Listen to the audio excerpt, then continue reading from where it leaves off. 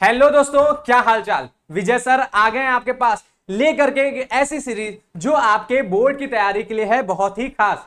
आज की इस वीडियो में हम लोग एक ऐसी सीरीज के बारे में बात करें, एक ऐसी सीरीज हम लोग के लेकर के आ रहे हैं जिसमें आपका यूपी बोर्ड वालों के लिए, खासकर यूपी बोर्ड वालों के लिए जो प्रीवियस ईयर के क्वेश्चंस थे उसको ले आ रहे हैं। और प्रीवियस ईयर के कितने क्वेश्चंस ले आ रहे हैं, कितने सालों के क्वेश्चंस ले आ रहे हैं, तो पिछले साल आपके जो टोटल 5 साल बीते हैं, जो 5 साल के बोर्ड एग्जाम्स में, उनका हम पूरे क्वेश्चन यहां पर लेकर के आ रहे हैं। लेकिन इन 5 सालों में आपको अगर देखेंगे तो 1 साल था कोरोना वाला, जिस साल पेपर ही नहीं हुआ था। तो इसी वजह से 5 साल करने के लिए हम आपको जो क्वेश्चन स्टार्ट करेंगे वो किस ईयर से करेंगे, 2019 से। तो पहला साल 2019, दूसरा साल 2020, तीसरा साल 2021 में हुआ नहीं था, इसलिए 2022, फिर उसके बाद 2023, फिर 2024, इस तरह से 5 साल के रहेंगे। लेकिन इस सीरीज में आपको जो है क्लास 12th वालों, यूपी बोर्ड के प्रीवियस ईयर का क्वेश्चन का जो सीरीज है, तो इसमें आपका आज का जो वीडियो है, इस आज के वीडियो में आपको लेखा शास्त्र का वो क्वेश्चन मिलेगा जो आपके कितने मार्क्स के होंगे, जो आपके 2 मार्क्स के होंगे, है ना बात।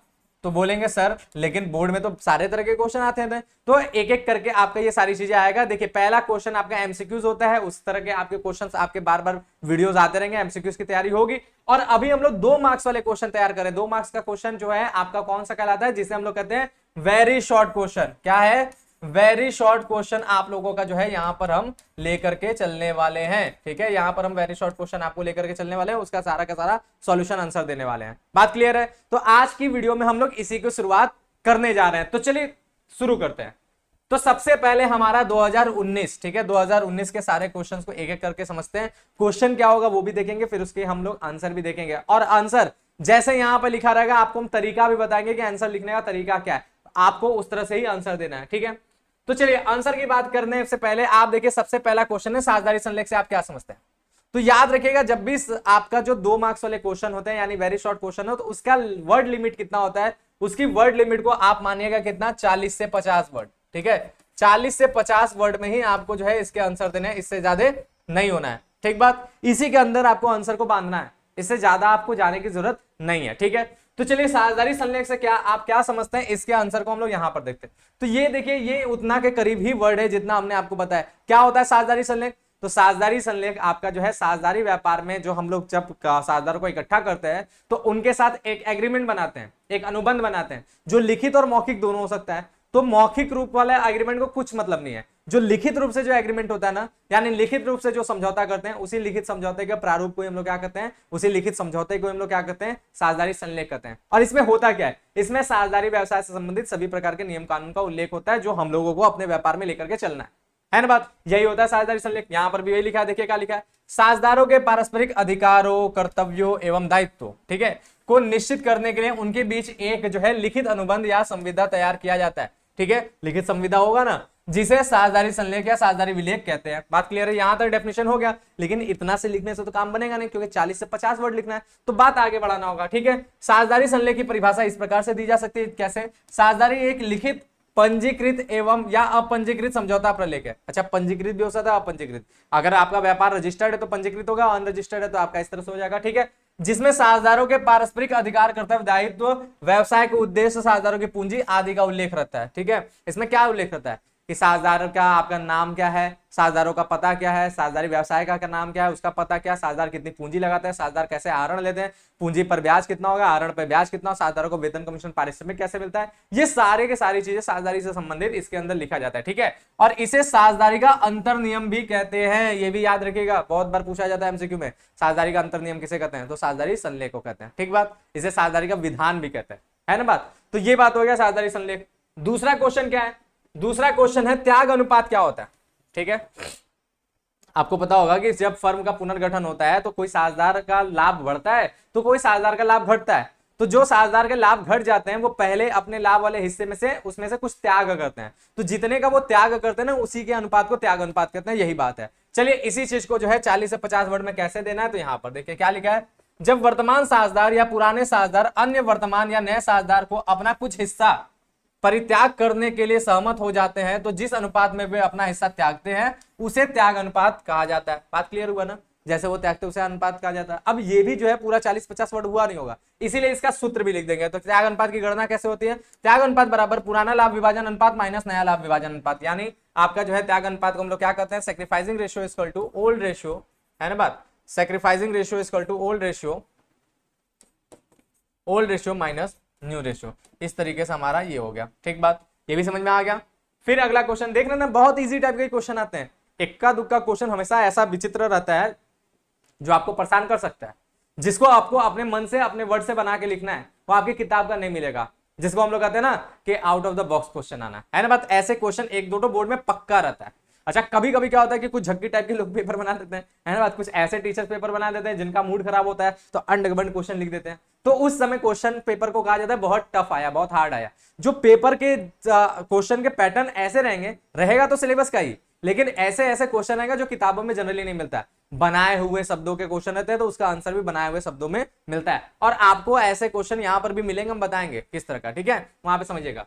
तो यहाँ पे परिवर्तनशील पूंजी खाता से आप क्या समझते हैं? ठीक है, ये बात हो गया। अच्छा, परिवर्तनशील पूंजी खाता आपको याद है ना, दो विधियों से पूंजी खाता बनता है। एक बनता है स्थायी पूंजी विधि, दूसरा परिवर्तनशील पूंजी विधि। तो परिवर्तनशील पूंजी विधि के बारे में पूछा है, ये क्या होता है? इसमें पूंजी का शेष हर साल बदलता रहता है, वही होता है। ठीक है, तो ये क्या होता है, देखिए यहाँ पर उसके बारे में डिफिनेशन दिया हुआ है कि इस विधि के अनुसार साझेदारों के पूंजी खाते में उनकी पूंजी पर ब्याज, आरण, वेतन, आरण पर लगने वाला ब्याज, लाभ हानि में हिस्सा, संचय कोष में आदि को लिखा जाता है। ठीक है, संचय कोष में हस्तांतरित, यहाँ पर ये बात रखिए, संचय कोष में हस्तांतरित राशि। ठीक है, यहाँ पर ये बात छूट गया, संचय कोष में हस्तांतरित राशि आदि को लिखा जाता है। फलतः पूंजी की राशि बदलती रहती है, जो पूंजी का शेष होता है हर साल बदलता रहता है। ठीक है, अर्थात इसमें परिवर्तन होता रहता है, यानी पूंजी का शेष बदलता रहता है। इस खाते का शेष डेबिट या क्रेडिट हो सकता है ना, ये बात यहाँ पर एक जो है टाइपिंग मिस्टेक है, ये आपको समझना है कि आपको जो है यहाँ पर पूंजी खाते की बात बोला है तो डेबिट क्रेडिट नहीं हो सकता। चालू खाते का शेष डेबिट और क्रेडिट हो सकता है ना बात, इसका जो है शेष डेबिट क्रेडिट नहीं हो सकता। अभी हम बताते हैं वो क्या होगा। ठीक है, परिवर्तनशील पूंजी की स्थिति में पूंजी खाते का प्रारूप निम्नवत होता है। तो आगे प्रारूप भी बताए, याद रखिएगा नोट करते हुए क्या, पूंजी खाते का शेष, ठीक है, किसी भी विधि से हो पूंजी खाते का शेष जो होगा ना वो क्या होगा, वो हमेशा क्रेडिट होगा। ठीक है, जो उसका पॉजिटिव शेष होता है वो क्रेडिट है। अगर डेबिट आ गया तो निगेटिव हो जाएगा, बात समझे। डेबिट आने का मतलब निगेटिव हो गया, यानी साझेदार की पूंजी की कमी वो दर्शाएगा। तो हमेशा डेबिट नहीं बल्कि क्या होगा, क्रेडिट शेष होगा पूंजी खाते का। तो यहाँ पर ये टाइपिंग मिस्टेक था, तो आप लोग उसको सही करेंगे। ठीक बात, साथ ही साथ हमने यहाँ पे फॉर्मेट भी दे दिया। फॉर्मेट आप लोगों को पहले से पता ही होगा, तो ये यहाँ पर उसका फॉर्मेट है, आप लोग देख लीजिएगा। ठीक बात, फॉर्मेट आप लोग अच्छे तरीके से देख लीजिए, आप लोग को पता ही होगा, तो इसलिए हम इसके ऊपर समय नहीं गवाते हैं, एक एक्स्ट्रा नॉलेज के लिए आपके सामने हम रख दिए। फिर अगला क्वेश्चन क्या, अगला क्वेश्चन है अंशों पर बकाया मांग से आप क्या समझते हैं? बकाया मांग किसे कहते हैं? कॉल्स इन एरियर, जिसको अवशिष्ट याचना भी कहते हैं, है ना बात। अंशों पर बकाया मांग यानी कॉल्स इन एरियर यानी अवशिष्ट याचना, ये क्या है इसके बारे में बताना है। तो क्या होता है, जब कंपनी अपने अंशधारियों से पैसे का मांग करता है ना, तो कंपनी के अंशधारी जो होते हैं कोई उसके पैसे का भुगतान नहीं कर पाते हैं, तो जितना वो पैसे का भुगतान नहीं कर पाते वही कॉल्स इन एरियर होता है। इसी चीज को यहाँ पे बताया गया, क्या बोला गया, जब कोई भी अंशधारी कंपनी की सूचना प्राप्त होने के बाद आवंटन अथवा किसी याचना की राशि का भुगतान नहीं करता है तो इसे अदत्त याचना या बकाया याचना कहते हैं। बात समझ में आया ना, कंपनी जो सूचना करने का मतलब यहाँ पे मांग की सूचना। ठीक है, यहाँ पर जो है कंपनी की सूचना प्राप्त लिखा है ना, तो कंपनी की मांग की सूचना, ठीक है, या फिर याचना की सूचना, ऐसे जो है ना इसका मतलब और क्लियर होगा, कंपनी की याचना की सूचना। ठीक है, कंपनी की याचना की सूचना प्राप्त होने के बाद आवंटन अथवा किसी भी याचना की राशि का भुगतान नहीं कर पाता है तो उसी को अदत्त याचना यानी बकाया याचना कहते हैं।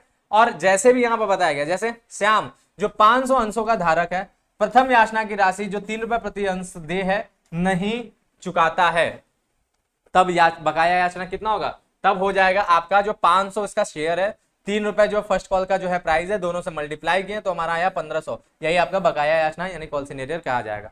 ठीक है, न्यूमेरिकल भी आपने देखा है, इस तरह से हो जाएगा। आगे हम लोग बढ़ते हैं। नेक्स्ट क्वेश्चन हमारा क्या है, 5वां, ऋण पत्र से आप क्या आशय है?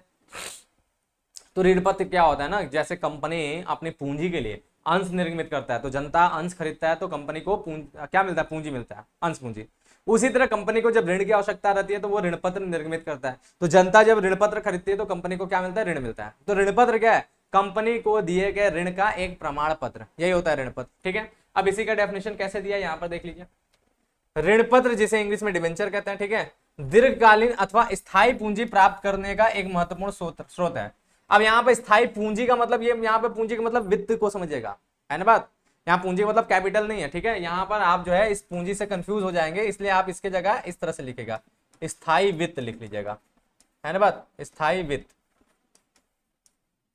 ये लिख लीजिएगा, तो आपको जो है ये ज्यादा आसान शब्दों में समझ में आएगा, ठीक है। तो स्थायी वित्त प्राप्त करने का एक महत्वपूर्ण स्रोत है। स्रोत का मतलब जानते हैं ना, सोर्स। अंग्रेजी के डिवेंचर शब्द की उत्पत्ति लैटिन भाषा के डिवर शब्द से हुआ है, ठीक है, डिवर शब्द से हुई है, जिसका अर्थ उधार लेना होता है, ठीक है। इसका अर्थ क्या होता है, उधार लेना। बात क्लियर है। अब सामान्य शब्दों में ऋण पत्रों से हमारा आशय उस प्रपत्र से है जो ऋण का निर्माण करता है। ऋण पत्र क्या करता है, ऋण का निर्माण करने वाला पत्र है, क्योंकि ऋण पत्र खरीदता है तभी तो कंपनी को ऋण मिलता है ना, तो ऋण का निर्माण ही हो रहा है ना बात। ऋण पत्रों में एक निश्चित प्रतिशत से ब्याज होता है, याद रखिएगा। जैसे आप अंश खरीदते हैं तो आपको लाभांश मिलता है, उसी तरह अगर आप ऋण पत्र खरीदेंगे तो आपको क्या मिलेगा, ब्याज मिलेगा, ठीक है। और कंपनी के पॉइंट ऑफ व्यू से अंश के बदले वो लाभांश देता है और ऋण पत्र के बदले वो ब्याज देता है, ठीक बात। और ब्याज की दर हमेशा क्या होगा, निश्चित प्रतिशत होगा, ठीक है। वे एक विशिष्ट अवधि के बाद शोधनीय होते हैं। हमेशा ऋण पत्र क्या होता है, शोधनीय होता है। कभी कभी अशोधनीय ऋण पत्र भी निर्मित किया जा सकता है, लेकिन जनरली ऋण पत्र क्या होता है, शोधनीय होता है। शोधनीय का मतलब होता है कि एक निश्चित समय बाद उस ऋण पत्र की राशि कंपनी वापस कर देगा, चुका देगा। जाहिर सी बात है, आपने लोन लिया तो आप लोन तो चुकाएंगे ना, तो वही बात है। तो जनरली हमारा क्या होता है, ये शोधनीय होता है, यानी एक अवधि बाद उसका भुगतान कंपनी कर देता है।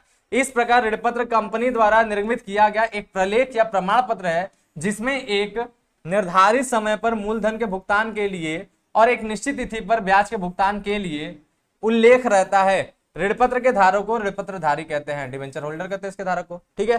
तो ये ऋण पत्र से संबंधित सारी बातें इसके अंदर आ गया, तो ये परफेक्ट डेफिनेशन इसका हो गया, ठीक बात, समझ में आ गया।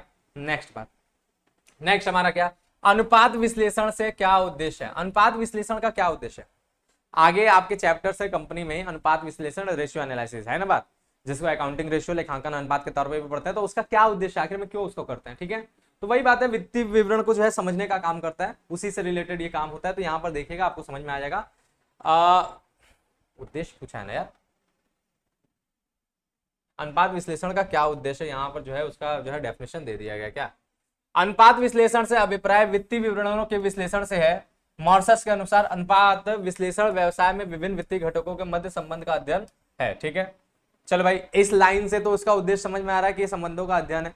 आगे क्या बोलता है, अनुपात विश्लेषण के संदर्भ में यह उल्लेखनीय है कि मदें तर्क संगत रूप से एक दूसरे से संबंधित होनी चाहिए, अन्यथा निर्णय लेने के लिए अनुपात विश्लेषण आवश्यक जानकारी नहीं दे पाएगा, ठीक है।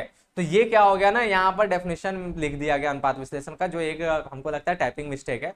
आपको यहाँ पर अनुपात विश्लेषण का उद्देश्य पूछा है, तो उद्देश्य में आप यही लिखेंगे, क्या आपको उद्देश्य में यही लिखना है, वित्तीय विवरणों की आवश्यक जानकारी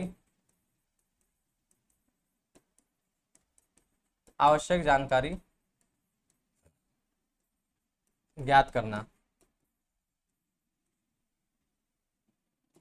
आवश्यक जानकारी लेना, ज्ञात करना, ठीक है, पहला उद्देश्य। और दूसरा उद्देश्य क्या है,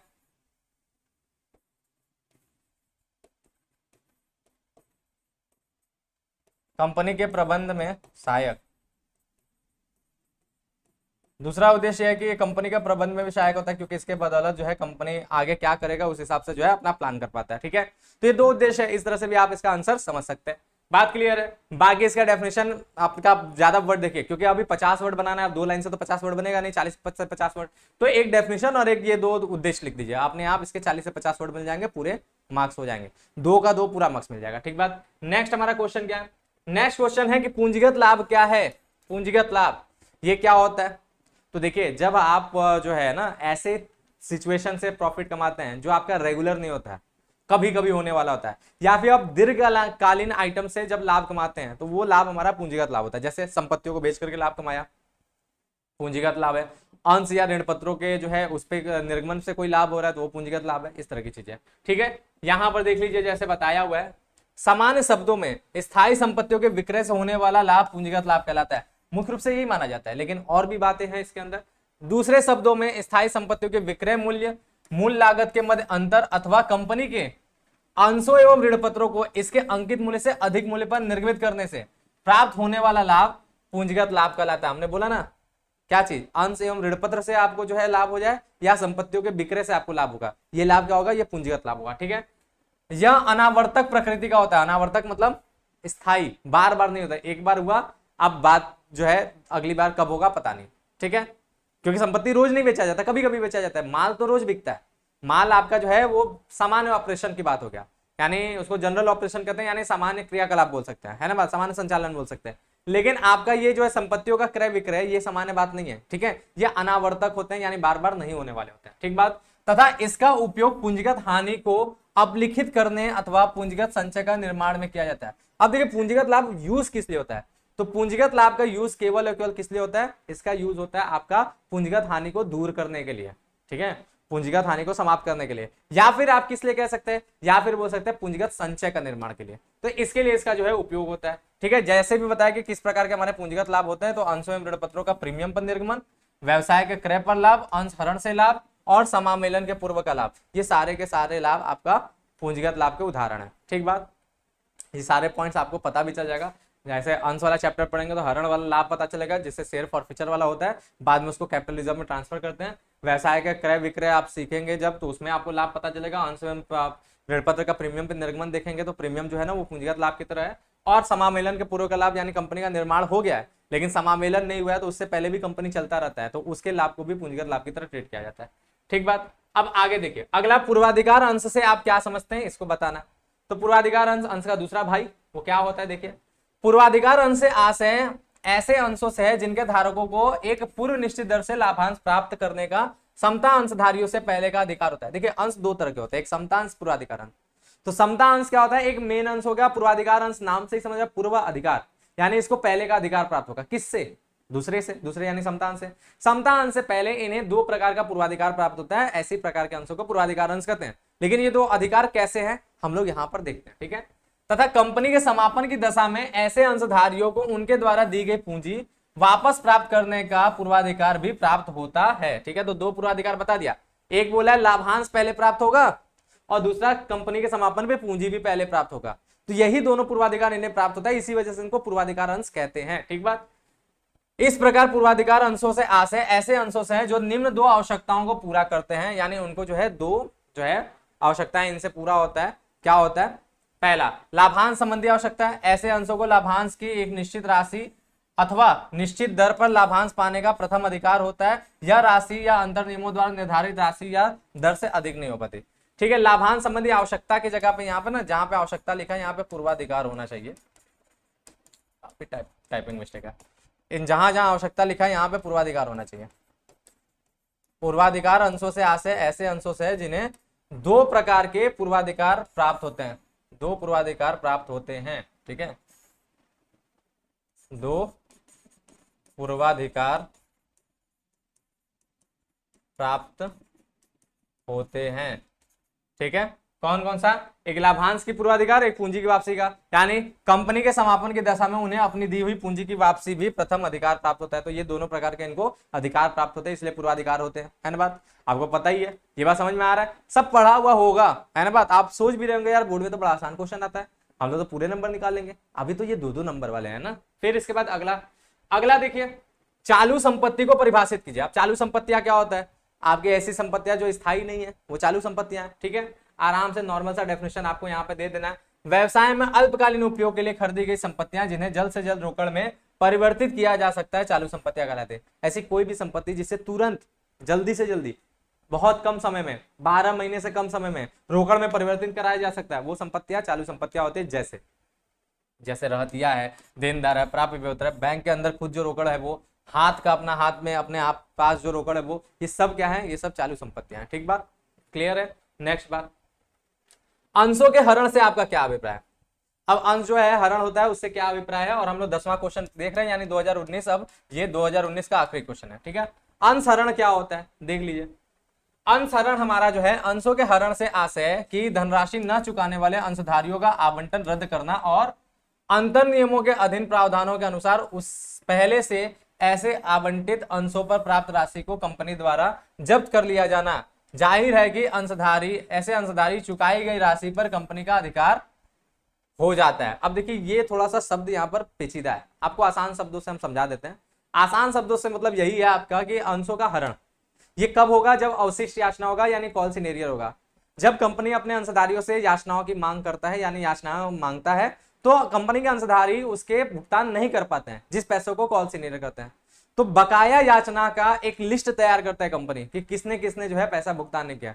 ठीक है, उन सभी लोगों को नोटिस देता है और कंपनी के बार बार नोटिस जारी करने के बाद भी अगर अंशधारी उसका भुगतान नहीं कर पाते तो कंपनी के अंतर नियमों द्वारा उनके पास एक अधिकार होता है कि वो उनके अंशों को जब्त कर लेंगे। और जब्त करेंगे तो क्या होगा? उनका नाम अंशधारी की सूची से काट देंगे, उनको अंशधारी से सूची से निकाल देंगे और साथ ही साथ जो जितना पैसा पहले से चुका चुके हैं, पहले से दिए हुए हैं, वो पैसा कंपनी अपने पास जब्त कर लेता है, अपने अधिकार में ले लेता है ना बात? यही होता है आपका अंशों का हरण। अंशों का हरण का सीधा सीधा मतलब है कंपनी द्वारा अपने अंशधारियों के अंशों को जब्त कर लेना, लेकिन सारे अंशधारी नहीं, उन अंशधारियों के अंशों को जब्त करना जिन्होंने कंपनी के द्वारा मांगी गई राशि का भुगतान नहीं किया है, कंपनी द्वारा याचित राशि का भुगतान नहीं किया। ठीक बात, ये बात हो गया। नेक्स्ट हमारा देखिए, अब हम लोग बात करते हैं सन 2020 में आए पेपर की। ठीक है, अब एक बात समझिएगा, जैसे हमने यहाँ पे 10 क्वेश्चन आपको कराया क्योंकि ये पहला साल था, दूसरे साल में हो सकता है कि कोई क्वेश्चन रिपीट हो, तो जो क्वेश्चन रिपीट होगा उसको हमने हटा दिया है। ठीक है, तो हो सकता है आने वाले आगे कुछ सालों में हो सकता है 8 क्वेश्चन हो, 7 क्वेश्चन हो, कहीं पे जो है 9 क्वेश्चन हो, कहीं पे पूरे 10 क्वेश्चन हो, ऐसा भी हो सकता है ना बात? रिपीटेड क्वेश्चन हटाया हुआ है। चलो भाई, 2020 में अगर हम लोग पहला क्वेश्चन देखें तो आया है बोनस अंश से क्या आशय है। ठीक है, बोनस अंश क्या होता है ये देखना है। चलो भाई देख लेते हैं क्या होता है फटाफट। बोनस अंश के बारे में देखा जाए तो जब कोई कंपनी कंपनी अच्छा काम करती है और अधिक लाभ कमाती है तो वह इस लाभ का कुछ भाग अपने कर्मचारियों को वेतन के अतिरिक्त रूप में प्रदान करती है। देखिए, कंपनी कभी कभी बहुत अच्छा काम करती है ना, तो उसे ज्यादा लाभ होता है। जब ज्यादा लाभ होता है तो कंपनी के मालिक लोग खुश हो जाते हैं। तो मालिक लोग खुश होते हैं तो यार खुशी सबसे मिलके बांटना चाहिए ना, अकेले तो खुशी पे अधिकार नहीं जमाना चाहिए, क्योंकि कंपनी तो सबका है, मालिक भले कोई है लेकिन कंपनी तो सबका है ना। तो कंपनी का मालिक क्या करता है, उस खुशी को अपने कर्मचारियों में बांटता है। कैसे? खुशी बांटने का तरीका है, जैसे उसको लाभ से खुशी हो जाए उन लोगों को भी लाभ दिया जाए, तो उसी लाभ को वो अपने कर्मचारियों में बांटता है। किस प्रकार से? अतिरिक्त राशि के तौर पे। किसमें? वेतन में नहीं, वेतन के अलावा कुछ अतिरिक्त राशि के रूप में देता है, वही अतिरिक्त राशि आपका बोनस होता है ना बात? बोले कंपनी द्वारा अपने कर्मचारियों को वेतन के अलावा दिया जाने वाला अतिरिक्त राशि बोनस कहलाता है। ये तो बोनस की बात हो गया, लेकिन पूछा क्या है क्वेश्चन में? बोनस अंश क्या होता है। ठीक है, तो ध्यान दीजिए। अब देखिए क्या बोला है, यदि कोई कंपनी बोनस के रूप में रोकड़ दिया जाने के स्थान पर कर्मचारियों को उतनी ही राशि का अंश प्रदान करती है तो इसे ही बोनस कहते हैं। देखिए, जनरली बोनस में पैसा दिया जाता है, रोकड़ दिया जाता है, लेकिन रोकड़ नहीं दिया बल्कि उसके जगह पे अंश दे दिया। जैसे मान लीजिए किसी को 10,000 रुपए देना था, ठीक है, अब ये 10,000 रुपए ना दे करके क्या किया, 100 रुपए वाले, ठीक है, कितने अंश देने पड़ जाएंगे, ठीक है, 100 रुपए वाले उसने जो है 100 अंश दे दिए, है ना बात? 100 अंश दे दिए, कितने रुपए का? 100 रुपए वाला, है ना बात? 100 रुपए वाले अगर 100 अंश दे दे तब भी तो हो जाएगा हमारा, तब भी तो हो जाएगा बोनस वाला रकम 10,000। तो यही 200 अंश क्या होगा? बोनस अंश होगा। ठीक बात समझ में आ रहा है? आगे बढ़िए, अगला हमारा क्वेश्चन है अंश एवं ऋण पत्र में अंतर बताइए। ठीक है, ध्यान दीजिए, अंश और ऋण पत्र दोनों अलग अलग है। अंश पूंजी के लिए होता है, ऋण पत्र किसके लिए होता है? ऋण के लिए होता है। तो क्या अंतर है, ध्यान दीजिए। 4 अंतर यहाँ पर है, ठीक है, इससे ज्यादा की जरूरत नहीं है, अगर दिया भी होता तो हम नहीं बताते। 4 अंतर बहुत है, वैसे 4 क्या, आप चाहें तो 2 अंतर 3 अंतर भी लिख सकते हैं, 3 अंतर से काम हो जाएगा क्योंकि 2 मार्क्स के हैं, 40 से 50 वर्ड ही बनाना है। ठीक है, तो इससे भी काम हो जाएगा। अंतर का आधार सबसे पहले पूंजी की प्रकृति, तो यहां पर याद रखिएगा ऋणपत्र कंपनी की उधार ली गई पूंजी है। ऋणपत्र कंपनी की कैसे पूंजी है? जिसको उसने उधार लिया, यानी ऋणपत्र एक तरह से ऋण है। ठीक बात। अगली बात देखिए, अंश कंपनी की स्वामित्व पूंजी है। अंश कंपनी का कैसे पूंजी है? स्वामित्व, यानी वो मालिकाना हक के स्वामित्व की बात करता है। बात क्लियर है सबको? यहां तक समझ में आया?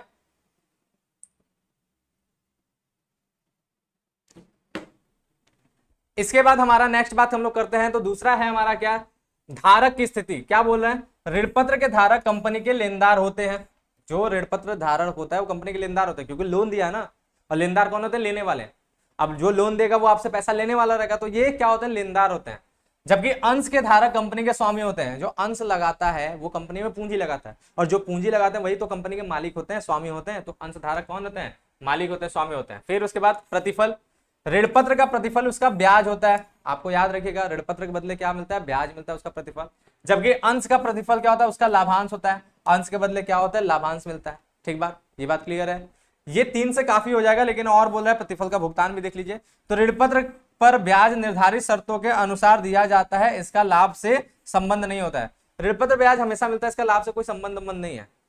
अब भाई आपने उधार लिया तो आपको उसको ब्याज देना पड़ेगा, चाहे लाभ हो या ना हो, ठीक है। लेकिन यहाँ पर देख लिए, अंश पर लाभांश कंपनी को लाभ होने की स्थिति में दिया जाता है। अंश पर आपको कब मिलेगा लाभांश? जब लाभ होगा तभी ना मिलेगा, लाभ नहीं है तो कहां से लाभ मिलेगा, है ना बात। तो ये बात हो गया, ठीक है। अगली बात देख लेते हैं। अगला क्वेश्चन है संभाव दायित्व से आप क्या समझते हैं? संभाव दायित्व, कॉन्टीजेंट लायबिलिटी, ये क्या होता है इसको देख लेते हैं। तो कॉन्टीजेंट लायबिलिटी, संभाव्य दायित्व क्या होते हैं? ये वे दायित्व हैं जो वर्तमान में दायित्व नहीं है, मतलब दायित्व है लेकिन वर्तमान में दायित्व नहीं, मतलब फ्यूचर में हो सकते हैं, ऐसी बात है। संभाव्य यानी जिसकी संभावना है ना बात। तो ये वे दायित्व हैं जो वर्तमान में दायित्व नहीं है, परंतु इनका होना या ना होना भविष्य की किसी घटना पर आधारित होता है। यानी ये दायित्व हो भी सकते हैं और नहीं भी हो सकते, कोई भविष्य में एक घटना घटित होगा जिससे दायित्व बनने का चांसेस है, ठीक है। अर्थात दायित्व का होना निश्चित नहीं है, कभी हो भी सकता है, नहीं भी हो सकता, निश्चित नहीं है। इनकी राशि चिट्ठे के जोड़ में शामिल नहीं की जाती है, अतः इनकी राशि चिट्ठे के नीचे दिखाया जाता है। संभाव दायित्व कभी चिट्ठे में नहीं लिखा जाता। बैलेंस शीट में एसेट्स और लायबिलिटीज होते हैं ना, उसमें नहीं लिखा जाता। लायबिलिटी साइड में आपको कॉन्टीजेंट लायबिलिटी संभाव दायित्व नहीं लिखा जाता, बल्कि चिट्ठा बन जाता है, उसके नीचे फुटनोट में दिखाया जाता है कितने रुपए का संभाव दायित्व है। मतलब ऐसे दायित्व जो मान लीजिए मुकदमा में फंसा है, अब मुकदमा में कोई दायित्व फंसा है तो आप जीत भी सकते हैं, जीत जाएंगे तो आपको पेमेंट नहीं करना है, हार भी सकते हैं, हार गए तो पेमेंट करना पड़ेगा। तो यही संभाव दायित्व का एक एग्जांपल की तरह आप समझ सकते हैं, ठीक है। क्लियर बात। नेक्स्ट हमारा क्वेश्चन क्या कहता है?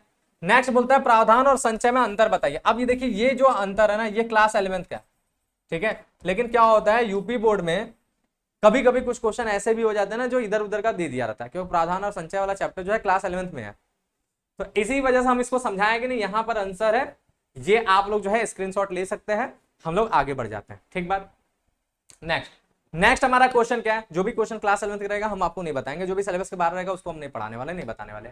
अब यहां पर देखिए, नेक्स्ट है आयगत लाभ एवं पूंजीगत लाभ में अंतर बताइए। ये भी आपका क्लास 11th का, ठीक बात, ये भी बात समझे। तो हमारा ये भी जो है क्लास 11th का है, इसलिए जो है इसको भी जो है आप लोग देख लीजिएगा। हम जो है यहाँ पर इसको भी नहीं बताने वाले हैं, ये अंतर आपके सामने है, आप लोग स्क्रीनशॉट लीजिए। हम लोग आगे बढ़ते हैं। नेक्स्ट बात, नेक्स्ट हमारा क्या है?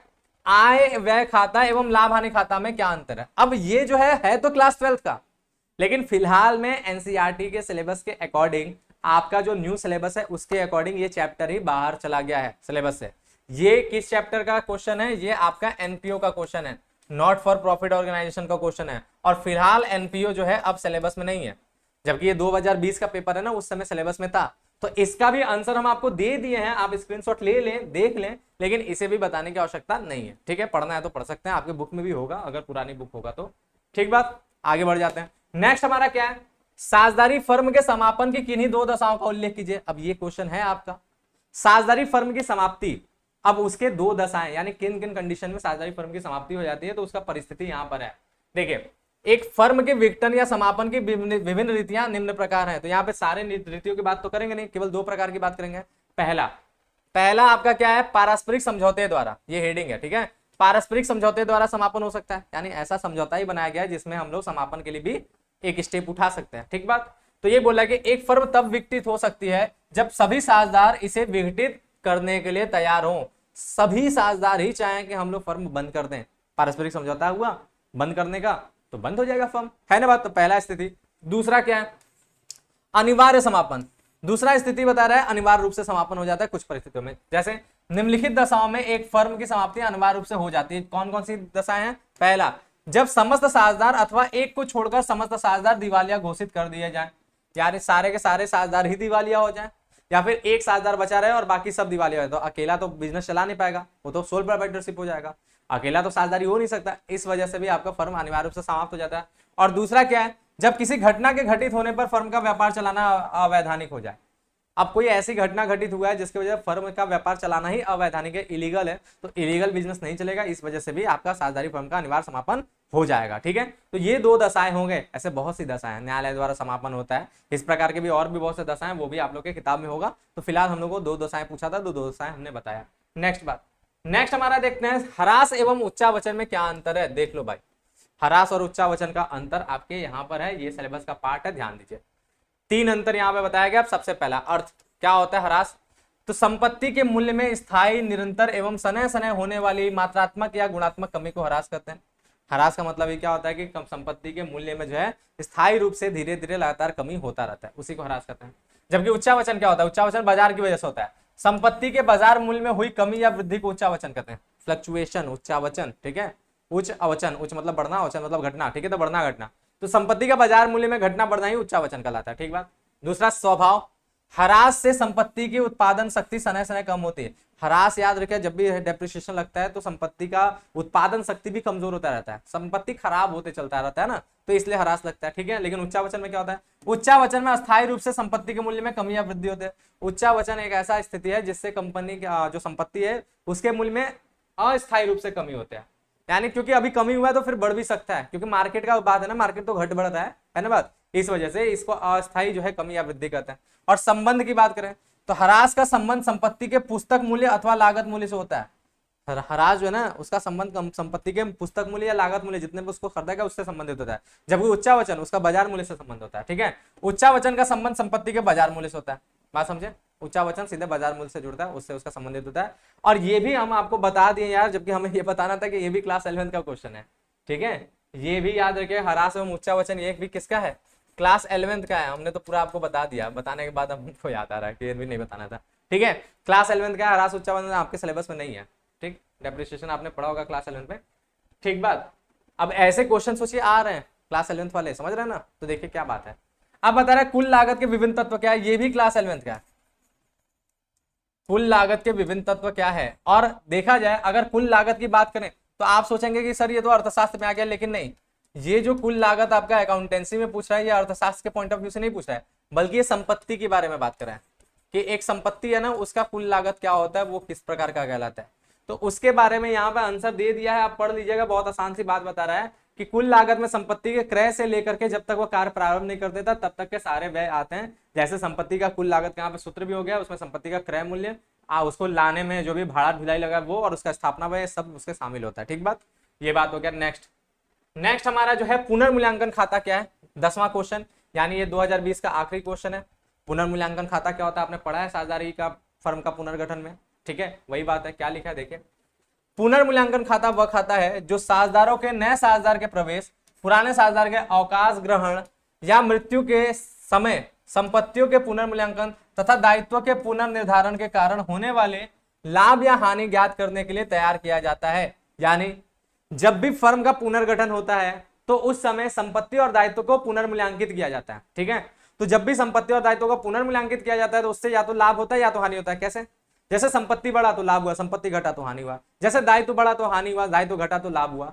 तो इस लाभ और हानि को ज्ञात करने के लिए एक खाता बनाया जाता है, उसी खाते को पुनर्मूल्यांकन खाता कहते हैं। यही बात यहाँ पर बोल दिया है, ठीक बात। तो लिखा है पुनर्मूल्यांकन खाते के लाभ हानि को पुराने साझेदारों में उनके पुराने लाभ विभाजन अनुपात में विभाजित किया जाता है।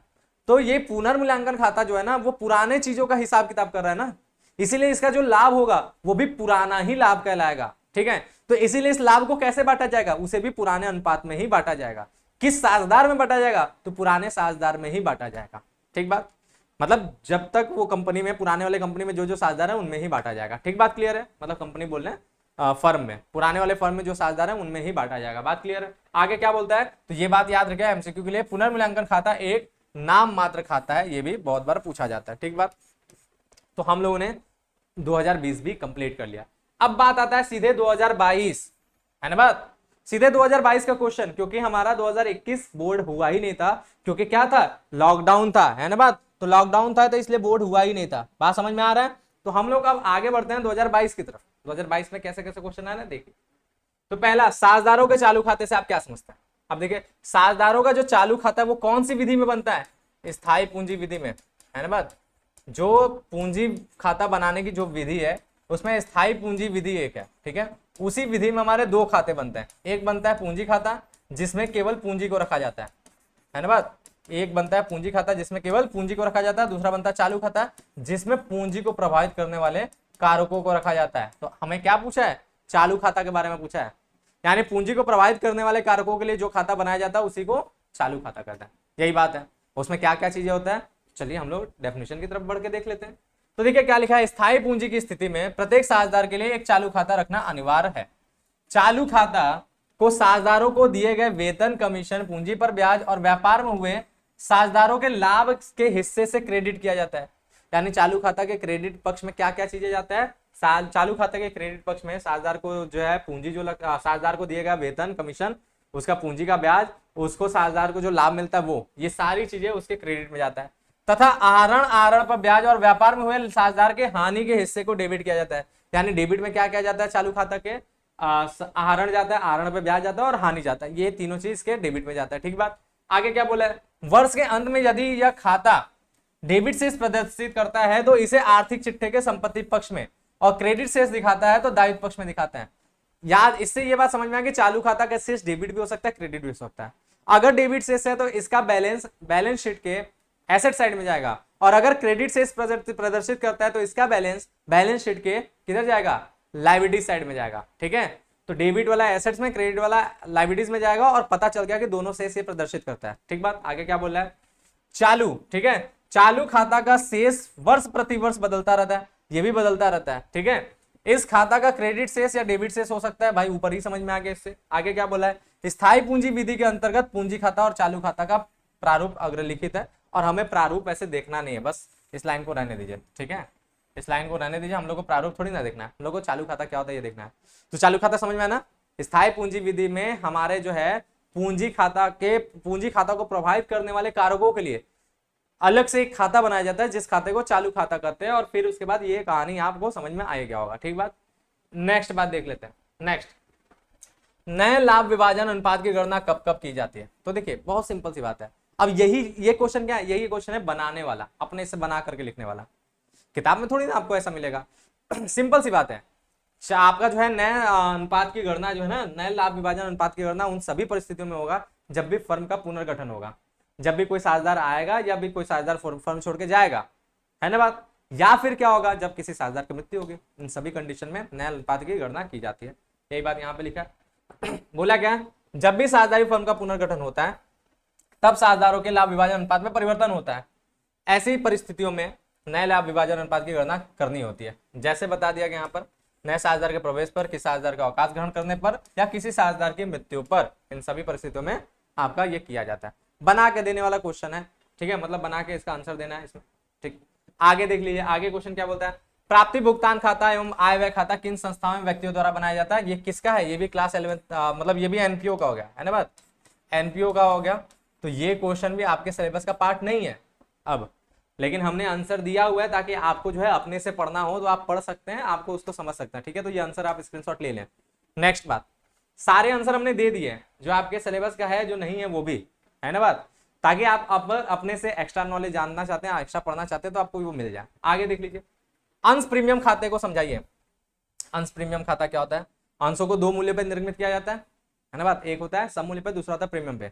तो प्रीमियम पर निर्गमन क्या है यही आपको समझाना है, अंश प्रीमियम खाता क्या है यही आपको समझाना है। तो देखिए, अंशों को उसके अंकित मूल्य से अधिक मूल्य पर निर्मित किया जा सकता है ना बात, यही होता है, अंकित मूल्य से जितना अधिक मूल्य पर निर्मित करेंगे वही अंश प्रीमियम होता है। ठीक बात। आगे बोल रहा है, जब कंपनी अपने अंशों को अंकित मूल्य से अधिक कीमत पर निर्मित करती है तो इसे अंशों का अधिक मूल्य पर निर्गमन करना कहते हैं।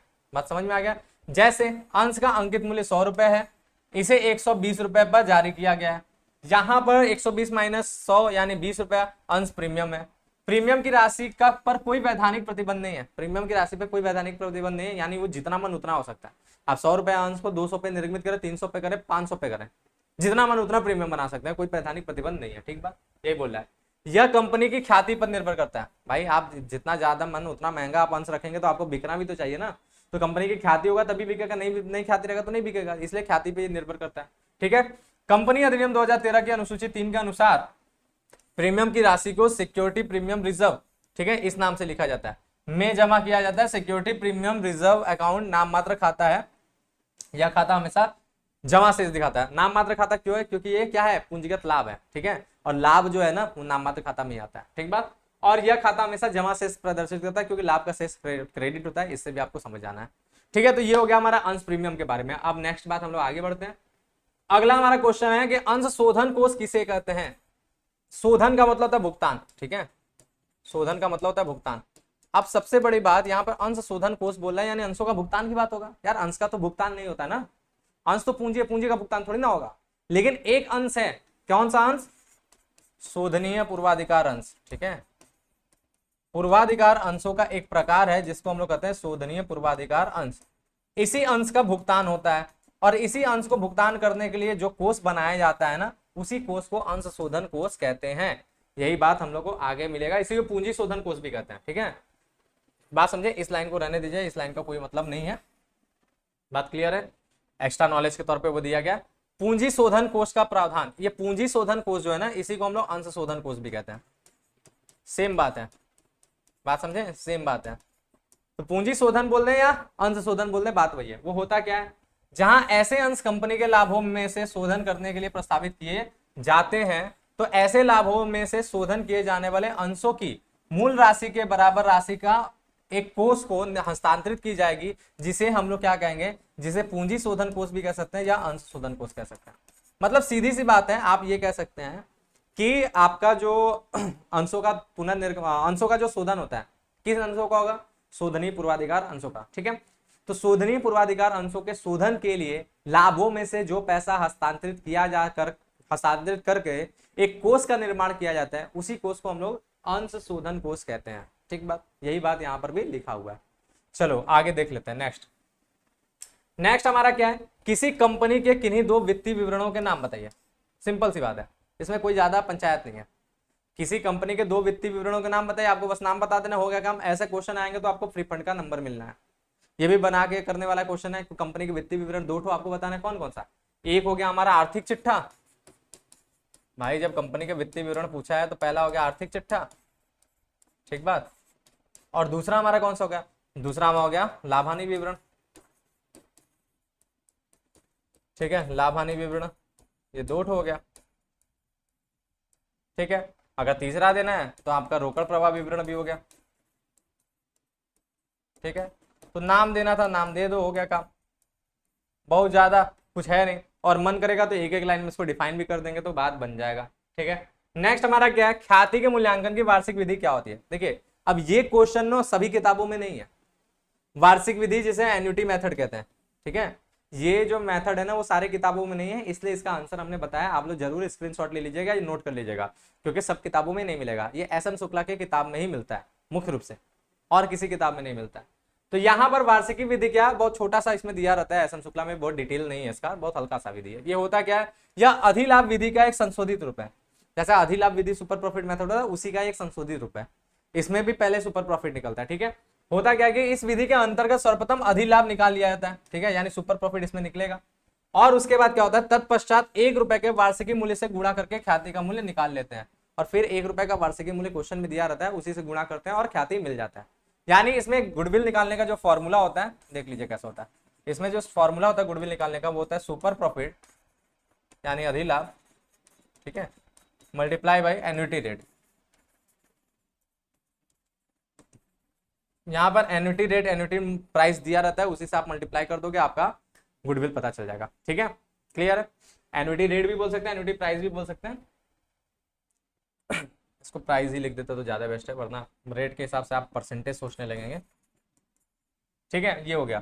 तो ये गुडविल का यहाँ पे फॉर्मूला हो गया। इस मेथड को आप लोग देख लीजिएगा, लिख लीजिएगा, जिनके क्योंकि सारे किताबों में नहीं है। अब देखिए यहाँ पर हमने कितने क्वेश्चन बताए। तो क्वेश्चन नंबर हमारा कौन सा था भाई? 7। क्यों? बाकी क्वेश्चन कहाँ गए? तो बाकी क्वेश्चन इसलिए नहीं हुए क्योंकि वो रिपीटेड होंगे, है ना बात, पिछले हो चुके हैं कवर, इसलिए उसको हमने नहीं डाला। अब हम लोग 2023 पे आ जाते हैं। 2023 कौन सा ईयर हो गया? ये हमारा चौथा साल हम बताने जा रहे हैं। 3 साल के हो गए कंप्लीट। चौथे साल में हमारा क्या क्या क्वेश्चन है? तो पहला आय व्यय खाता के उद्देश्य को समझाइए। ये आपका जो है एनपीओ हो गया। एनपीओ आपके सिलेबस में नहीं है, ठीक है, लेकिन फिर भी आपका आंसर हम यहाँ पे लिखे हुए हैं। तो यहाँ पर आंसर आप लोग देख लीजिए, कई उद्देश्य हो गए, उद्देश्य देख लीजिए, आपका काम हो जाएगा। ठीक, स्क्रीनशॉट ले लीजिएगा। नेक्स्ट हमारा क्या है? नेक्स्ट हमारा है आहरण पे ब्याज की गणना करने की किसी एक विधि को समझाइए। आहरण पे ब्याज गणना करने की बहुत सी विधियां ना, उनमें से किसी एक विधि के बारे में आपको यहाँ पे बताना है। कोई भी साधारण विधि बता दे या गुणनफल विधि बता दे, बात हो जाएगा। ठीक है, तो यहाँ पर एक विधि हमारा हो गया सरल विधि, जिसको हम लोग साधारण विधि कहते हैं। ठीक है, साधारण विधि, सिंपल मेथड, दोनों नाम से जानते हैं, उसी के बारे में यहाँ पे बता दिया गया। ब्याज की गणना की 2 विधियां। कौन सी ब्याज भाई? पूरा तो लिखो, कौन सी ब्याज? आहरण पर ब्याज। ठीक है, आहरण पे ब्याज गणना की 2 विधियां हैं। एक सरल विधि जिसको हम लोग सिंपल मेथड कहते हैं, दूसरा हमारा क्या होता है? गुणनफल विधि। तो हम लोग पहले एक विधि का ही बताना था, तो एक विधि हम लोग यहाँ पे देखें क्या होता है इस विधि में। तो सरल विधि के अंतर्गत प्रत्येक आहरण पर अलग अलग ब्याज की गणना की जाती है, जितनी बार आहरण होगा उस पर अलग अलग अलग अलग इंटरेस्ट लगेगा। क्वेश्चन आपने देखा होगा, है ना, बात सिखाया था हमने। फिर आहरण का उपयोग जितने समय तक, दिन या महीना जो भी होगा, तक हुआ है, उस अवधि के लिए निर्धारित ब्याज की दर से ब्याज की गणना की जाती है। जो आहरण का ब्याज होता है ना, उस पे जो है जैसे जैसे आपका अलग अलग ब्याज की गणना की जाती है, और जितने समय तक आपका आहरण हुआ उतने समय तक का आप आहरण का ब्याज कैलकुलेट करेंगे। जैसे 1 अप्रैल को ही हुआ होगा तो पूरा 12 महीना तक उसमें ब्याज लगेगा। फिर आपका 1 जुलाई को हुआ होगा तो आपका 9 महीने का लगेगा, है ना बात। ऐसे करके आपको मंथ के हिसाब से कैलकुलेट करते हुए अलग अलग सभी आहरण पे ब्याज निकलेगा, फिर टोटल हम लोग ब्याज कर लेते हैं, है ना बात, यही है। अब इंटरेस्ट ऑन ड्राइंग का यहाँ पे फॉर्मूला दिया है, अमाउंट विदड्रॉन, यानी यहाँ पर आहरण की राशि हो गया, ठीक है, मल्टीप्लाई बाई रेट अपॉन 100, जो आहरण पे ब्याज का दर होगा वो बटे में 100 होगा, और मल्टीप्लाई बाई टाइम, जो समय होगा। जैसे अगर दिन में होगा तो डेज बटा में 365, अगर मंथ में होगा तो मंथ बटा में 12, है ना बात। इस तरह से आपका ब्याज निकल जाएगा। अगली बात, साझेदारी तथा कंपनी में अंतर। अब देखिए ये बीएसटी का क्वेश्चन है, वो भी क्लास 11th में। क्लास 11th का बीएसटी अगर आपने पढ़ा होगा तो इसका आंसर आप लोग दे लेंगे कि साझेदारी और कंपनी क्या होता है। जनरली ये पूछा नहीं जाता अकाउंट में, लेकिन यूपी बोर्ड है भाई, इसका एक और नाम है, जानते हैं यूपी बोर्ड का एक और नाम है क्या, अनहोनी बोर्ड। क्योंकि ये अनहोनी बहुत करता है, कभी कभी कुछ भी क्वेश्चन पूछ देता है, जो सिलेबस में नहीं होता वो भी पूछ देता है, या कहीं का भी क्वेश्चन पूछ देगा, है ना बात। इसीलिए इसको हम अनहोनी बोर्ड भी कहते हैं, ठीक है। तो इसमें हम लोग क्या देखने वाले हैं, इसका अंतर देखने वाले हैं, और इतना ढेर सारे अंतर की जरूरत नहीं है, आपको 2-3 अंतर देख लेना है और 2-3 अंतर से आप काम कर सकते हैं। जैसे पहला अंतर देखिए, एक साझेदारी फर्म में साझेदार होते हैं, ठीक है, साझेदारी फर्म में कौन होता है, साझेदार होता है। जबकि कंपनी में क्या होता है, कंपनी में हितधारक होते हैं, हितधारक को हम लोग क्या कहते हैं, इसको अंशधारी भी कह सकते हैं, ठीक है, अंशधारी। बात क्लियर है। दूसरा, भारतीय साझेदारी अधिनियम 1932 साझेदारी के परिचालन को नियंत्रित करता है, भागीदारी को साझेदारी भी कहते हैं, ठीक है। और फिर यहाँ पर भारतीय कंपनी अधिनियम 2013 कंपनी के परिचालन को नियंत्रित करता है, यानी इस पे अधिनियम 1932 लगता है, इस पे अधिनियम 2013 लगता है। फिर इसके बाद, यह अनुबंधों द्वारा स्थापित किया जाता है या कानून द्वारा स्थापित किया जाता है। इसमें मेन कॉन्ट्रैक्ट होता है, उसके हिसाब से ये सारी चीजें चलता है, और इसमें मेन लीगल कानून होता है जो 2013, उसके हिसाब से ये संचालित होता है, ठीक है। 3 हो गया, काफी है, लेकिन एक और देख लीजिए। इसका निर्माण तब होता है जब 2 या 2 से अधिक व्यक्ति किसी अनुबंध पर हस्ताक्षर करते हैं, इस तरह से इसका निर्माण होता है, यानी समझौता बनाकर। यहाँ पर क्या होता है, यह कंपनी कानून द्वारा पंजीकरण के द्वारा स्थापित, ठीक है, यहाँ पे आधा सा होगा, स्थापित की जाती है। तो यह कैसे होता है, ये पंजीकरण करके, रजिस्ट्रेशन करके इसका स्थापना होता है। इसमें रजिस्ट्रेशन अनिवार्य नहीं है, लेकिन यहाँ पे अनिवार्य है। बाकी भी बहुत से अंतर आप लोग पढ़ सकते हैं, देख लीजिएगा। चलो भाई नेक्स्ट, रोकड़ प्रवाह विवरण से क्या आशय है, ठीक है, ये आप ध्यान दीजिएगा। ये क्वेश्चन जो है बहुत बार पूछा जाने वाला क्वेश्चन है, आपका इस बार भी आ सकता है। देखिए रोकड़ प्रवाह विवरण क्या होता है, देखिए रोकड़ प्रवाह विवरण उपक्रम की तरलता एवं शोधन क्षमता के मूल्यांकन के लिए महत्वपूर्ण उपकरण है, ठीक है। मुख्य रूप से रोकड़ प्रवाह नाम से आप समझ सकते हैं, रोकड़ का बहना, ठीक है। रोकड़ 2 तरह से बहता है, या तो फर्म के अंदर तरफ आता है, फर्म यानी यहाँ कंपनी समझिएगा, कंपनी के अंदर की तरफ आता है, या तो कंपनी के बाहर की तरफ जाता है, यानी या तो कैश इनफ्लो होगा जिसको अंतर्वाह कहते हैं, या फिर कैश आउटफ्लो होगा जिसको बहिर्वाह कहेंगे, ठीक है। तो इन्हीं का इनफ्लो आउटफ्लो का जो विवरण तैयार होता है ना, उसी को कैश फ्लो स्टेटमेंट कहते हैं, यानी रोकड़ प्रवाह विवरण कहते हैं। बस सिंपल सा बात यही है, तो यही इसमें आगे बताया होगा। बोल रहे रोकड़ प्रवाह विवरण वह विवरण है जो एक दी हुई अवधि में किसी उपक्रम के रोकड़ एवं रोकड़ तुल्य अंतर्वाहक तथा प्रयोगों बहिर्वाह के प्रदर्शित करता है, ठीक है। यहाँ पे काफी टाइपिंग मिस्टेक है, प्रदर्शित, ठीक है, प्रदर्शित करता है। तो यहां पर क्या बोला, अंतर्वाहक का मतलब अंतर्वाह और बहिर्वाह, यहाँ पे वाहक हटा दीजिए, अंतर्वाह तथा बहिर्वाह का जो है यहाँ पे शो करता है क्या, बैलेंस, ठीक है। आगे क्या बोलता है, यह ऐसा विवरण है जो 2 अवधियों के बीच रोकड़ में हुए परिवर्तनों के कारणों की व्याख्या करता है। 2 अवधि, जैसे 1 अप्रैल से 31 मार्च एक पूरा अवधि हो गया ना, पूरा समय, उनके बीच में कितना रोकड़ में परिवर्तन हुआ यही शो करेगा, ठीक है। जाहिर है कि रोकड़ प्रवाह विवरण में उन्हीं मदों को शामिल किया जाएगा जो रोकड़ को प्रभावित करते हैं। जाहिर सी बात है, सिंपल सी बात है, रोकड़ प्रवाह विवरण तो ऐसे ही मद होगा जो कैश पे जिससे इंपैक्ट पड़ेगा उसी को इसमें शामिल किया जाएगा। संक्षेप में यह विवरण संस्था में रोकड़ के आगमन जिसको अंतर्वाह कहते हैं तथा बहिर्वाह को प्रदर्शित करता है, यानी दर्शाता है। तो ये बात तो हमने आपको स्टार्टिंग में बताया, तो सिंपल सी बात है, ये रोकड़ प्रवाह विवरण हो गया, ठीक। नेक्स्ट बात, कंपनी के चिट्ठे के दायित्व पक्ष 4 मदों को बताइए। देखिए बहुत से मद है, अब ये सब क्वेश्चन ना याद करने वाला नहीं है। अगर आपने फॉर्मेट याद करना ही होगा, क्योंकि बिना याद किए फॉर्मेट का आपका काम नहीं चलेगा, तो कंपनी का बैलेंस शीट का आपको फॉर्मेट याद करना होगा, उसी फॉर्मेट में आपको ये 4 मद अपने आप याद हो जाएगा। तो उसके लिए आपको कुछ मतलब ही नहीं है, वो ऐसे ही आपको समझ में आ जाने वाला है 4 मदों के बारे में। जैसे देखिए हम चालू दायित्व को समझाएं। चालू दायित्व में जो सबसे पहला होता है वो अल्पकालीन उधार होता है। अल्पकालीन उधार में कैसे कैसे उधार होते हैं, देखिए अल्पकालीन उधार को जो है इस तरह से वर्गीकृत किया जाता है, जैसे मांग पर देय ऋण, संबंधों के पक्ष से ऋण, संबंध पक्षों से ऋण, अल्पकालीन निक्षेप और अन्य ऋण तथा अग्रिम। ठीक है, ये समझाने वाली चीजें नहीं है, आराम से आपको बस याद कर लेना है। दूसरा जो है उधारी को पुनर्सुरक्षित एवं असुरक्षित वर्गों में रखा जाना, इस प्रकार का ऋण है। फिर व्यापारिक देयता होता है जिसमें आपका बिल्स पेबल और क्रेडिटर्स आते हैं, ठीक बात। फिर उसके बाद आपका जो है अन्य चालू दायित्व होते हैं जिसमें ये सारे पॉइंट्स आते हैं, ठीक है। तो इस तरीके से आपके जो है कई ढेर सारे ये पॉइंट्स हो जाएंगे, तो इसको समझाने वाला बात नहीं है। आप लोग जो है एक एक को स्क्रीनशॉट ले लीजिएगा, या स्क्रीनशॉट भी छोड़िए, आप अपने बुक को खोलिएगा, बैलेंस शीट ओपन कीजिएगा, बैलेंस शीट का दायित्व पक्ष देखिएगा, और दायित्व पक्ष में आप आराम से आपको वो 4 मदे मिल जाएगा, है ना बात। वैसे भी ये इंपॉर्टेंट है, आप केवल 4 पॉइंट मत याद कीजिए, ये बोर्ड के लिए मोस्ट इंपॉर्टेंट है। क्या कि आपको बैलेंस शीट ही पूरा याद करना है, इसलिए इसको जो है समझाने की कोई आवश्यकता ही नहीं है, या आंसर देने की कोई आवश्यकता नहीं है। आप ये याद रखिएगा बैलेंस शीट को पूरा याद करना है, और केवल बैलेंस शीट को नहीं, आपको लाभ हानि विवरण भी याद करना है, ठीक है, बात समझ में है। बैलेंस शीट लाभ हानि विवरण दोनों याद करना है, लेकिन पहले आप बैलेंस शीट को पूरा याद करिए, क्योंकि अभी हम लोग जो सीरीज लेके चल रहे हैं वन शॉट ना, तो उस वन शॉट में जब हम ये चैप्टर पढ़ाएंगे तो उसमें कुछ पढ़ाना नहीं, खाली फॉर्मेट समझाना है। तो जब ये याद रहेगा तभी आपको समझ में आएगा, तो इसीलिए वो आने से पहले आप क्या करें, आप जो है कंपनी का बैलेंस शीट और कंपनी का लाभ हानि विवरण ये दोनों याद कर लें, ताकि आपको वो क्लास अच्छे से समझ में आए।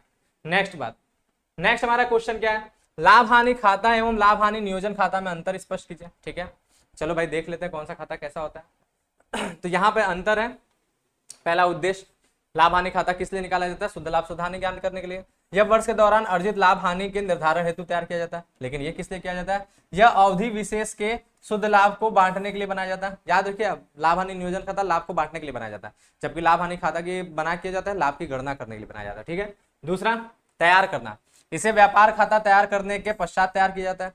पहले ट्रेडिंग अकाउंट बनता है, उसके बाद पीएल अकाउंट बनता है। इसे लाभ हानि खाता के बाद तैयार किया जाता है, पहले पीएल अकाउंट बनता है, उसका नेट प्रॉफिट लेके पीएल एप्रोप्रिएशन बनता है। फिर उसके बाद मद, लाभ हानि खाता में आय व्यय की मदों को दिखाया जाता है, इसमें उन सभी मदों को दिखाया जाता है जो आय व्यय से संबंधित होते हैं। व्यापार के समान संचालन से जो भी आय से मदे होते हैं उनको इसके अंतर्गत दिखाया जाता है। और इसमें क्या दिखाया जाता है, इसमें नियोजन संबंधी मदे दिखाई जाती है, यानी ऐसी मदे जो लाभ को बंटवारा है उसको दिखाया जाता है। जैसे क्या, जैसे यहाँ पर बताया पूंजी पर ब्याज, साझेदारों को वेतन कमीशन, आहरण पर ब्याज, ये सारी चीजें इसमें दिखाया जाता है। ठीक है, फिर उसके बाद मिलान सिद्धांत, क्या मिलान का सिद्धांत है भाई, लाभ हानि खाते के निर्माण में मिलान सिद्धांत का अनुसरण किया जाता है। मिलान सिद्धांत यह कहता है कि आप अपने संस्था में जो भी प्रयत्न है, जो भी प्राप्ति है, उसका मिलान करते हैं, यानी आपने अपनी संस्था में कितना आय कमाया है और कितना व्यय कमाया उसका आप मिलान करते हैं, और उसी मिलान के सिद्धांत पे आपका लाभ या हानि निकलता है, यानी लाभ हानि खाता बनता है। और यहाँ पर क्या है, इसे तैयार करते समय मिलान सिद्धांत को ध्यान में नहीं रखा जाता है, इसमें उसको जरूरत ही नहीं ध्यान में रखना है, क्योंकि ये मुख्य रूप से लाभ का बंटवारा देखता है। ठीक है बात, तो वैसे 3 अंतर काफी है, जब भी कोई भी अंतर वाला क्वेश्चन आएगा 2 मार्क्स में 3 अंतर लिखना, उससे ज्यादा लिखने की आवश्यकता नहीं है। नेक्स्ट बात, विभाजन योग्य लाभ और लाभांश में अंतर बताइए। अब देखिए इसका आंसर जो है ना, इसका आंसर भी आपको अपने मन से देना है, ये किताबों में मिलने वाली चीजें जनरली नहीं होती है। आपने अभी देखा ना, जो लाभ हानि नियोजन खाता है वही चीज है। ठीक है, उसमें आपका जो लाभ जाता है वो विभाजन योग्य लाभ जाता है। ठीक है, अगर हम पहला बताएं, क्योंकि इसमें अंतर बोला है ना, तो आपको इन दोनों को केवल डिफाइन करना है। तो जैसे सबसे पहला अगर हम बात करें विभाजन योग्य लाभ, विभाजन योग्य लाभ, तो ये क्या होगा, विभाजन योग्य लाभ वह लाभ है जो आपको अंशधारियों में बांटना है। ठीक है, कंपनी का वह लाभ जिसे आपको अंशधारियों में लाभांश के रूप में बांटना है, उस लाभ को विभाजन योग्य लाभ कहते हैं, जिसको बांटना है, अभी बटा नहीं है। बात समझ रहे हैं, क्लियर है। कंपनी का वह शुद्ध लाभ जिसे अंशधारियों में, ठीक है, जिसे अंशधारियों में बांटना है, विभाजन योग्य लाभ कहलाता है। ठीक बात समझ में आ रहा है।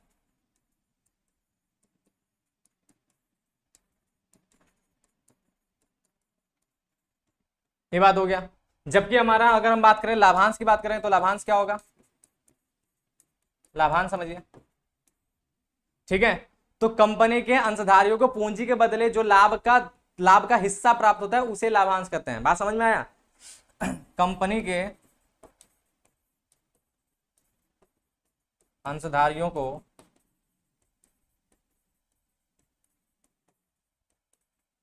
उनके द्वारा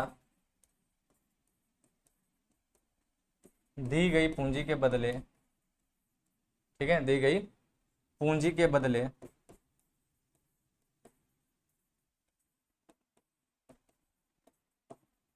जो लाभ का हिस्सा प्राप्त होता है,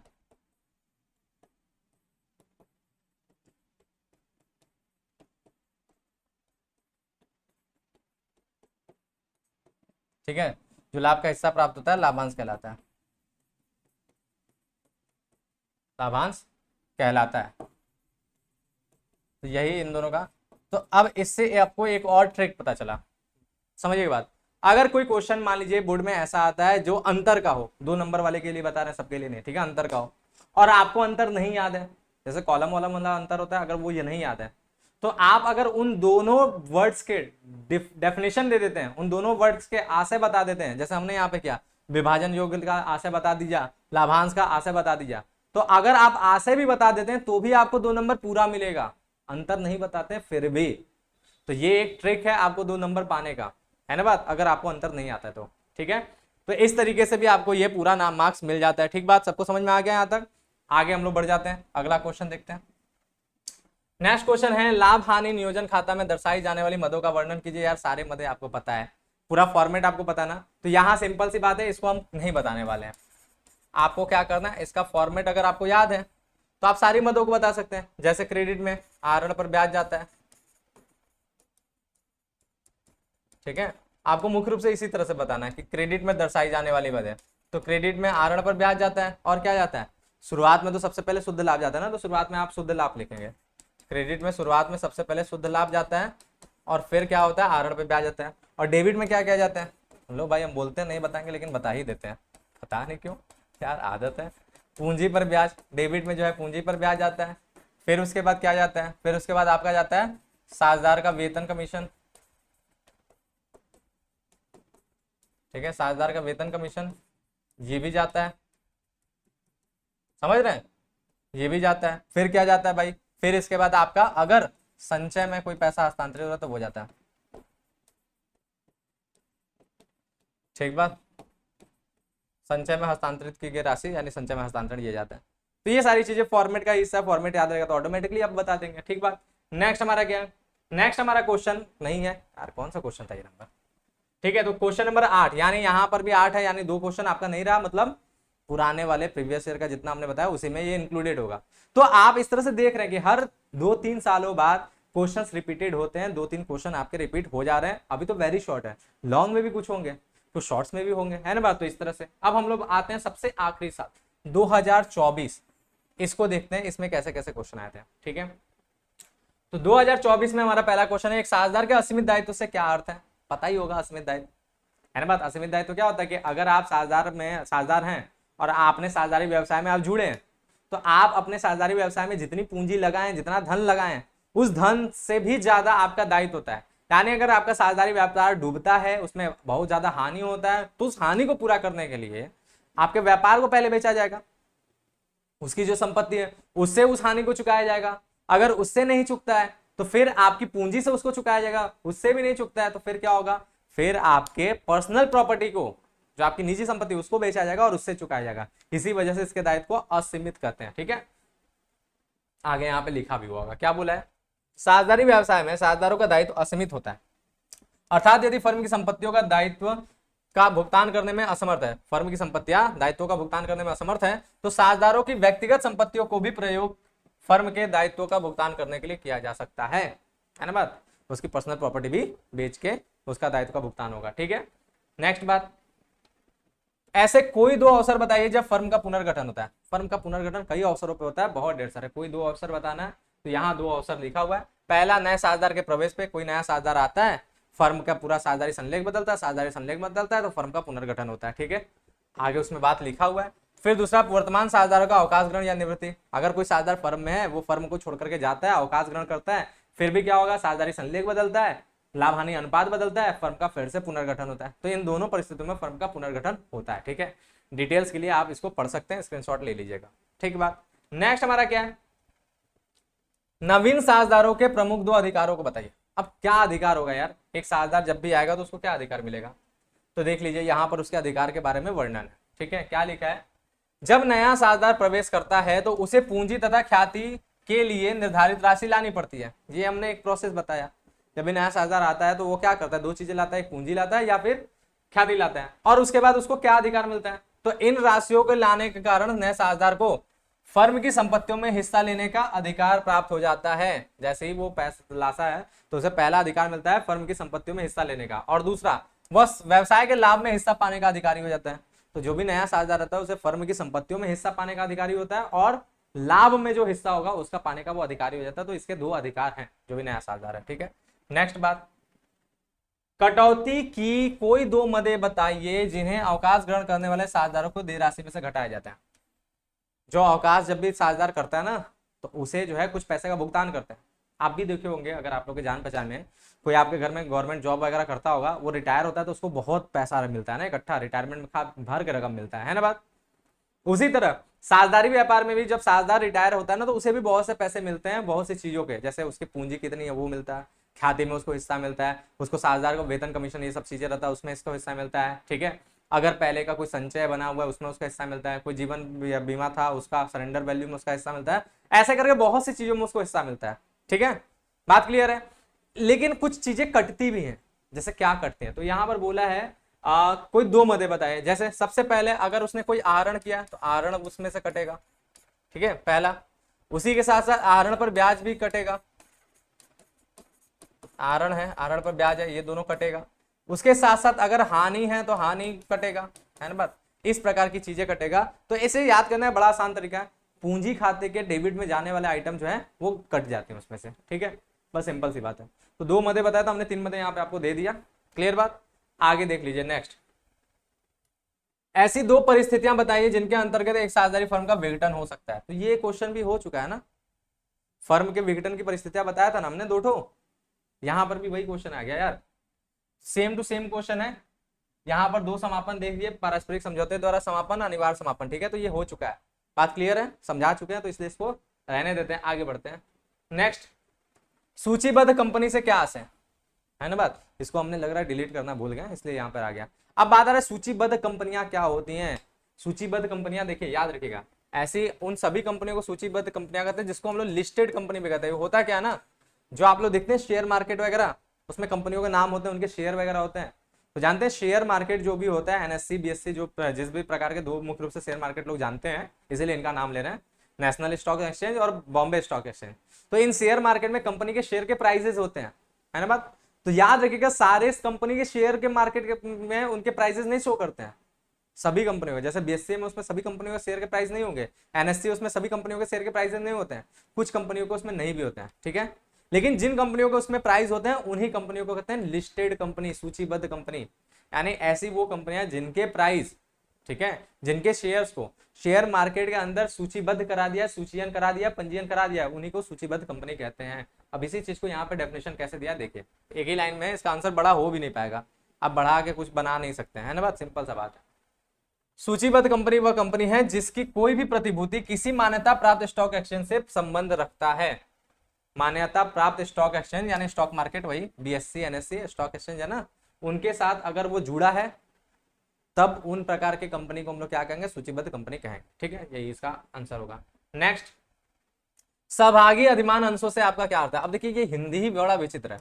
सहभागी अधिकार अधिमान अंश का मतलब होता है आपका भागयुक्त पूर्वाधिकार अंश। ठीक है, अब ये सुनेंगे तो आपको याद आ जाएगा, लेकिन ऐसा हिंदी रहेगा तो दिमाग खराब हो जाता है।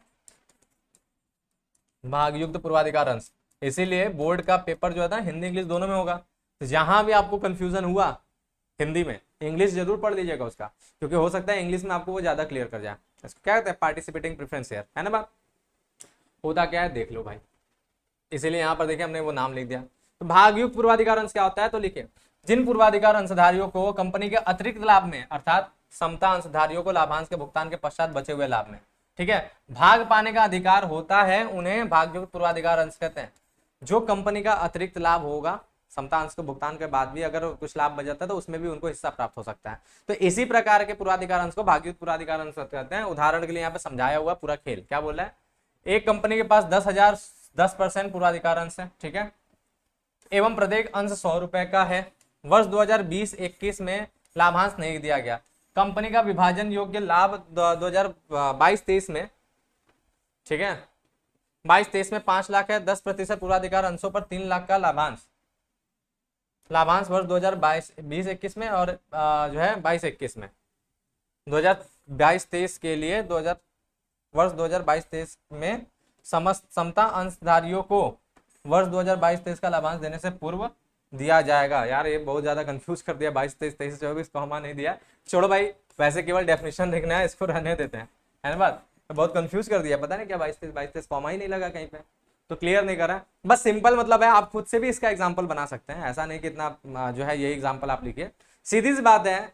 बस इसका डेफिनेशन इतना ही देना है। भागयुक्त पूर्वाधिकार अंश से मतलब क्या होता है, भागयुक्त पूर्वाधिकार अंश से मतलब ये होता है कि आपका क्या, कि जो भी कंपनी के हमारे अंशधारी होते हैं, दो तरह के होते हैं, एक समता अंश, एक पूर्वाधिकार अंश, है ना बात।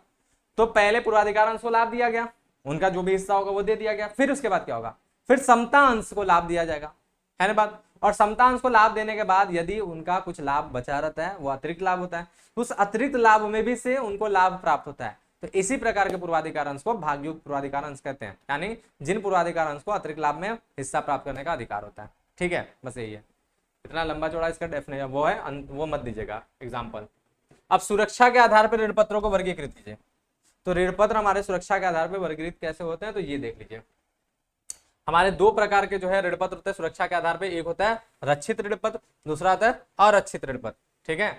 रक्षित ऋण पत्र यानी जिनको बंधक सहित ऋण पत्र भी कहते हैं, जिन ऋण पत्रों के ऋण के पीछे कंपनी का संपत्ति बंधक पे है, गिरवी पे है, उनको हम लोग बंधक ऋण पत्र भी कहते हैं या रक्षित ऋण पत्र भी कहते हैं, यानी सिक्योर्ड डिबेंचर कहते हैं। वो होता है क्या, जिन ऋण पत्रों के लिए कंपनी की संपत्तियों पर भार या बंधक उत्पन्न किया जाता है, बंधक सहित ऋण पत्र कहलाते हैं, जो हमारे रक्षित ऋण पत्र होते हैं। ऐसे ऋण पत्रों की दशा में यदि कंपनी लेनदारों की राशि का भुगतान नहीं करती है, यानी मान लीजिए कंपनी इनके ऋण पत्रों पे जो पैसा है उनका भुगतान नहीं करती है, तो इनके धारक अपनी क्षति का भार बंधक रखी हुई संपत्ति से पूरी कर लेते हैं। फिर क्या होगा, इस प्रकार ऋण पत्रधारी कंपनी की संपत्ति पर अपना अधिकार जमा सकते हैं, है ना बात, क्योंकि उनके ऋण के पीछे कंपनी की संपत्ति गिरवी है, इसी वजह से।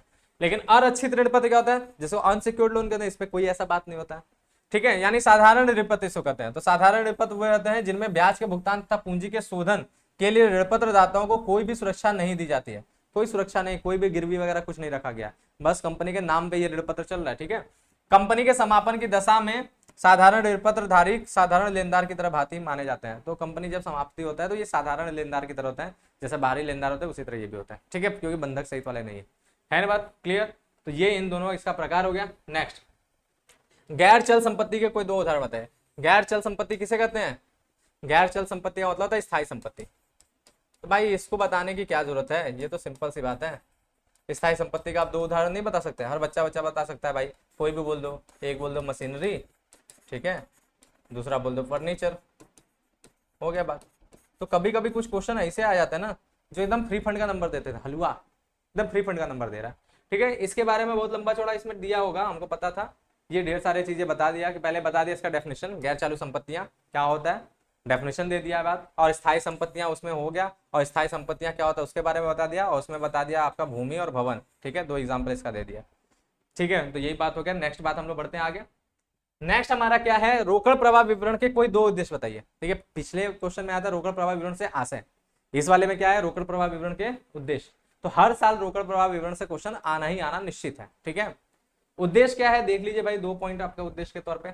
रोकड़ प्रवाह विवरण के उद्देश्य निम्नलिखित है। पहला, रोकड़ प्रवाह विवरण बनाने का मूल उद्देश्य रोकड़ के स्रोतों तथा प्रयोगों की जानकारी प्राप्त करना है।